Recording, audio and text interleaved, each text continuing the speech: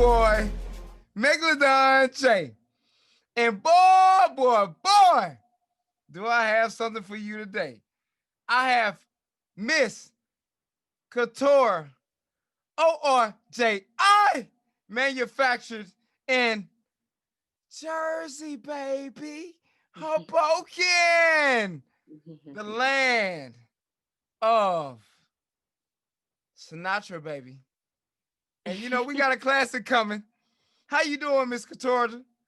I'm doing very well. How are you? I'm doing pretty good, man. It's a rainy day out here in Houston, Texas. How's it where you're at? It's sunny and warm, so I'm happy. I'm happy with the weather here. So look here, y'all. I'm excited. Look, I'm all about that jump life, right? So I was a sprinter, but see, this is to me the triple jump queen, 2016 Olympian, UGA product.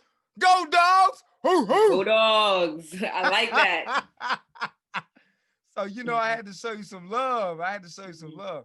So, talk to me a little bit about what got you into the triple jump because I know that's an acquired taste for track and field athletes.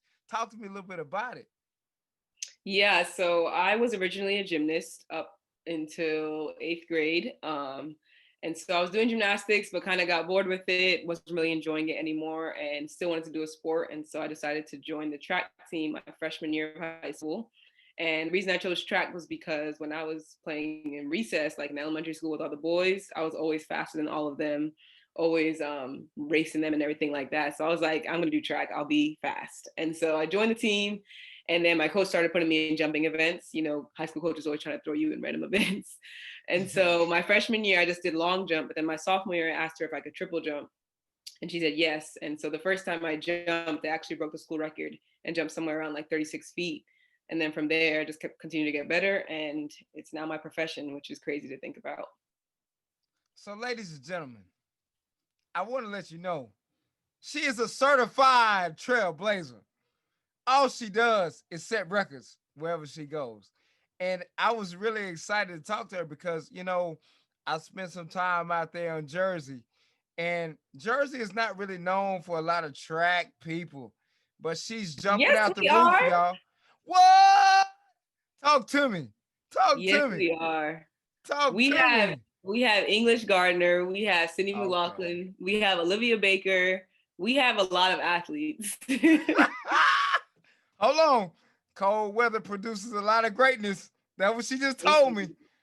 That what she please give just us told me. please give Oh. us our props. Okay, I give you that. I give you that because you know, a lot of times the argument is who has the faster athletes, Texas or Florida. I've heard that before. Oh yeah, I, my bad. California too. I've heard Texas or Florida a lot, but I feel like people always say Florida. I don't know. Okay, no, I'm not gonna lie to you though. We have Marquise Goodwin. Marquise Goodwin has done us well. Marquise, we love you, baby. We love you. We love you, Marquise. But so I wanted to reach out to you because one of the things that has been hurting all of us right now is the pandemic. And as far as training purposes, how has it impacted you? Because I know that it's aggravated me because I can't even go to the store without putting a mask on. I can't jog around my neighborhood without somebody looking at me like with the stink face because I don't have a mask because I'm running. I mean, do you want me to pass out? I mean, so how's that impacted you? Yeah, right now been a lot better just because everything's kind of toned down. At least I feel like it's been that way. But starting off with the pandemic, I actually was originally in California training and then flew back to the East Coast because it was getting really wild. I didn't know if they would stop flights from flying. I wasn't sure what was going to happen, so I just went ahead and flew back to the East Coast. And so when I was there, they had canceled all the track meets. All the tracks had been closed. There was no place to lift or anything. And so I feel like I kind of just lost my motivation in that time period because it wasn't like I was training for the Olympics. It wasn't like I was training for a track meet. And then I also didn't have anywhere to do what I wanted to do. So even if I wanted to do approaches, if I wanted to do sprints or whatever I wanted to do, where was I going to do it at? And so I had to be really creative trying to find different places to go work out, whether it's like a grassy park area or finding places that have stadiums open. But it was really hard, especially because tracks mostly closed down because people started gathering there. As more things closed down, people realized, oh, let's go to the track, let's go out and take a walk, let's go on a run, and that was all happening at the track. And so the tracks were getting really crowded, and then they closed down the track. So that was really frustrating too. But ultimately, I just kind of had to push through that negativity in my mindset and know that me not working out is not going to benefit me in the long run. So I had to kind of push through it. And it was helpful to have like my now husband, he's my fiance then, my now husband, supporting me, and then my family also supporting me throughout that whole time. So I feel like as long as I stayed in contact with my family, I was able to stay kind of keep my spirits lifted.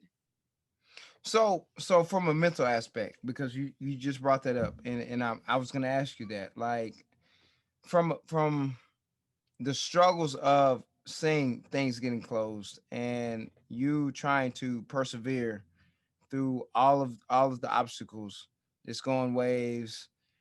How, like, mentally, how does that weigh on you from day to day basis? Because me, I love to run. I love to work out, man. I'm like a workout fanatic. But like when they started closing the track, I almost lost my mind. I was like, I was doing push-ups. I felt like I was doing the stint, man, because I was at the house and I was like, man, this is like really wearing on me. Like, how did you handle that? Yeah, I think the main way I dealt with it was just knowing that this is not going to be forever. So even though I can't go to a track right now, even though I can't lift weights right now, it's not going to be forever. And again, you have to tap into that creativity.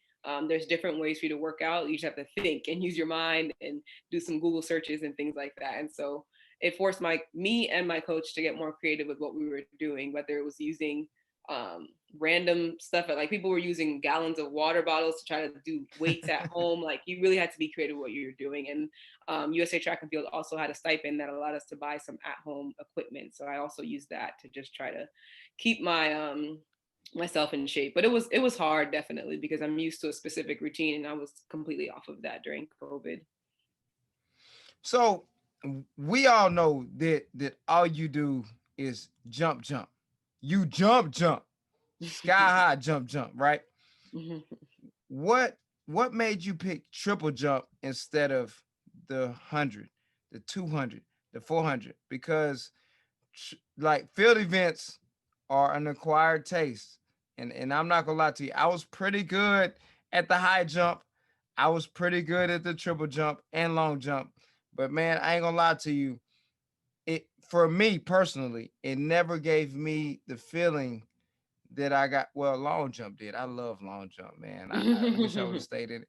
But like the 400 and the 200 is really my thing. I love that. It makes me feel good when I'm running it because it's like outlasting people. But I cannot imagine what it feels like to go boom, boom, boom, ah, and then say, hey, she number one. How does that feel? Talk to me. Talk to me.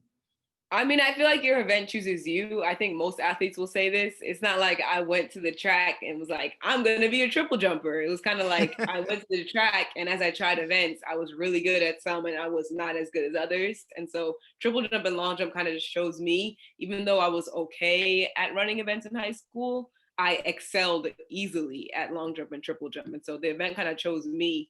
And then being number one, I feel like that's something that's always been inside of me.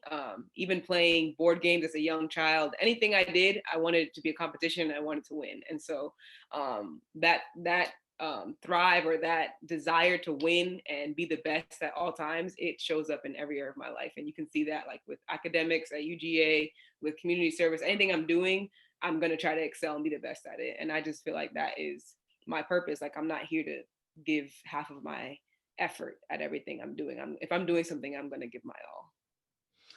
So I have to ask you because before any type of anything that I'm doing, even before I was speaking with you today, I was listening to some Hans Zimmer.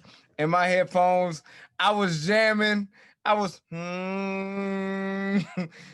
What is on your playlist right now that you're listening to that gets you ready to compete? Talk to me. My playlist is very unique because I like Afro beats a lot, which is starting to become a more popular thing in America. But my dad's Nigerian, and so I grew up listening to. I listen to rap too, but also listening to Afro beats. And as I've gotten older, I feel like I've just really enjoyed Afro beats more. And so I recently watched a Black is King documentary Mhm. video movie. I'm not sure what it is, but a lot of the soundtracks on there I really like. So there's one by Burna Boy Jara. I think it's pronounced Jara, but I love that song. And then Black Parade by Beyonce. I love that song. Um, Burna Boy also just came out with the album. I like Bebo and Onyeka. So if y'all looking for Afro beats, if you're looking for new music, come to my phone because I'm listening to things that are really not that popular. So most of the songs I probably name people don't really know. I'm familiar with what you're saying. Man, I listen to all kinds of music. Like when I get on iTunes, I type in world music and they send you all kinds of stuff. I'm like, oh, oh, so I'll be vibing. But okay, so if you were to do something other than track and field, what would it be? Another sport or just in general? Just in general, it has to be sport because you seem like you're very intelligent. You're intellectual. So, what would you be doing? Yeah, I'm not. People always ask me this question. I'm not sure exactly what I want to do yet, but my undergrad was in financial planning, and I Mm, really like that. And I'm really passionate about people being financially literate and understanding their finances and being wise and making good decisions with their finances because they're empowered with the knowledge. And so that's definitely one area that I'm super passionate about. I really like accounting too, so I'm actually going to go back to school and get an accounting degree and see if I can do some internships in that because I really like accounting. Yeah, I'm definitely a math, a math money kind of person. But then on the other side, like my personality wise, I love mentorship and investing in other people. And so like teaching is definitely one thing, or like life coaching, things like that. Like I love just helping, meeting with people, helping them, investing in them, helping them set goals and achieve them, helping them realize their self worth. So things like that, I really love doing. okay. Okay. So financial advisor. So if I ever come into some money, I need to hit you up.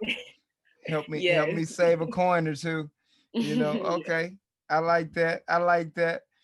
Okay. So when it comes to self improvement, because for me, I understand that when you're training, you're going through those hard days because what a lot of people don't understand, with you being a triple jumper, you still kind of have to do like a sprinter's workout because you need the speed to go down the runway. You need the power to help you explode to get off.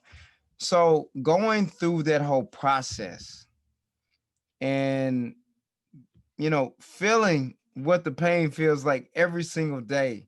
What advice would you give the kids that are aspiring to be where you are, your Olympian?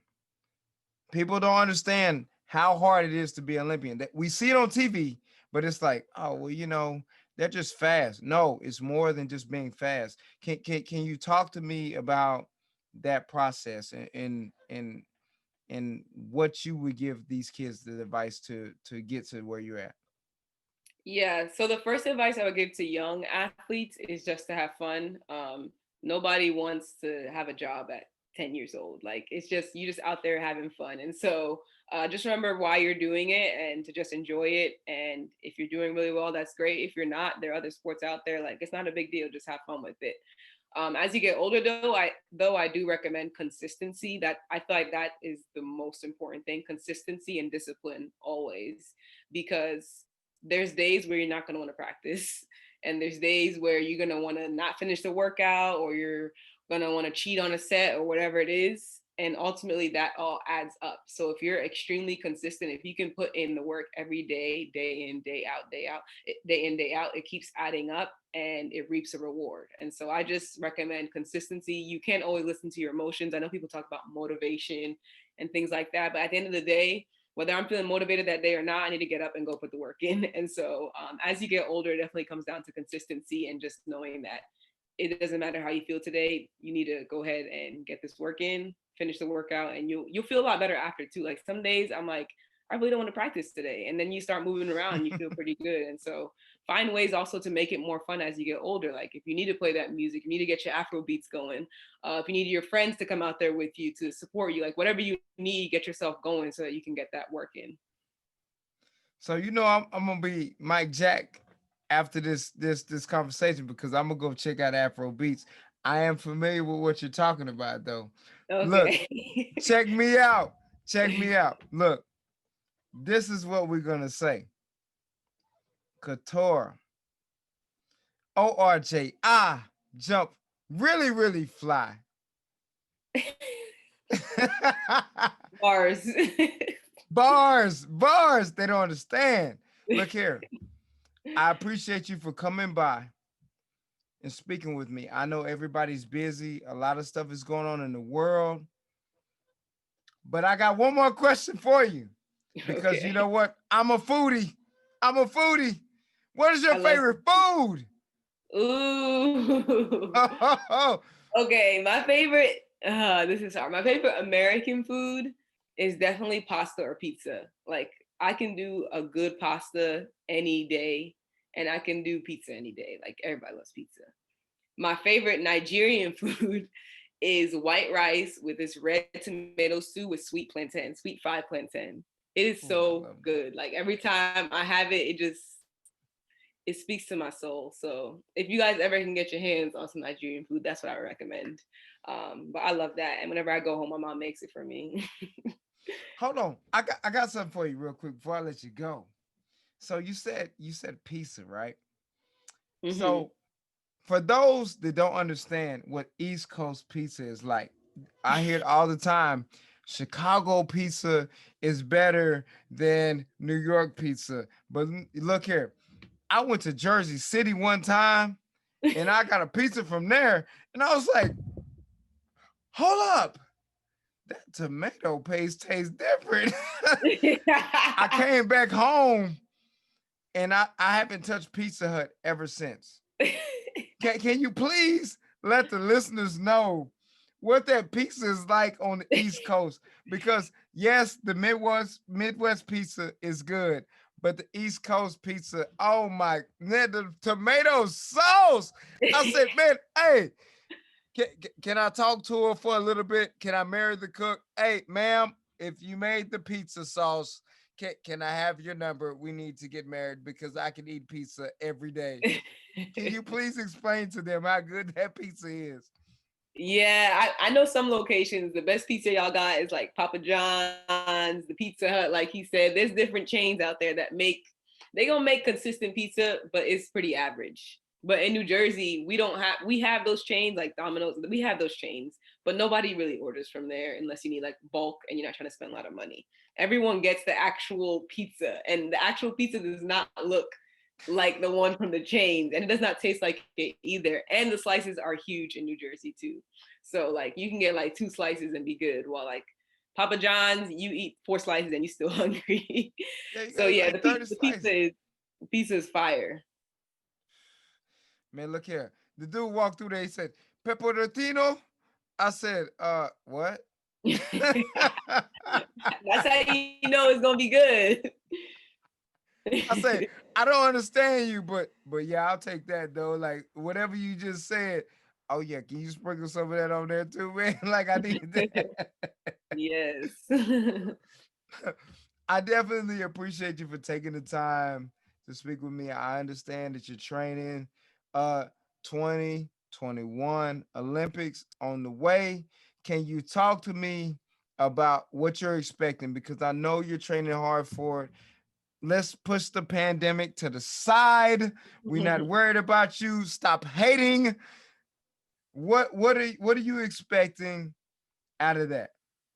Yeah, the 2021 Olympics will be my second Olympics, and at my first Olympics, I finished fourth. And so the only goal I can have for myself is to win a medal. I cannot shoot for a goal of fourth. So my main goal is to definitely medal at the Olympics, and also to break the American record, because that's what I was able to do at the first Olympics that I went to. And so um, I know it's going to be difficult. I know the competition is going to be fierce as always, but I'm training hard, and so we're going to see what happens.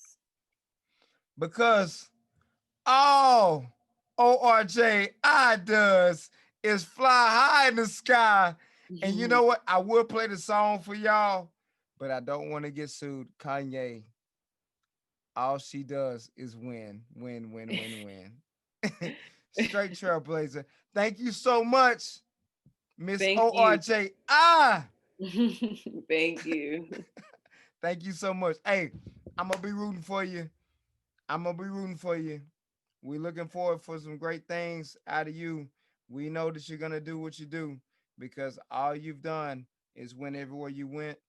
So for me, God bless you. Thank you for spending the time to speak with me. Hey, y'all go click that follow button on her Instagram page. She got a lot of good stuff. She reading books, she working out, and guess what? Hopefully, she posts that pizza that I've been talking about because that pizza is fire. All right. Thank you. I appreciate it. Thank you so much. Hey, we're gonna begin with you. This is your boy Megalodon J. Stay tuned. We got a lot of great things. Hey, thank you. Bye. We out.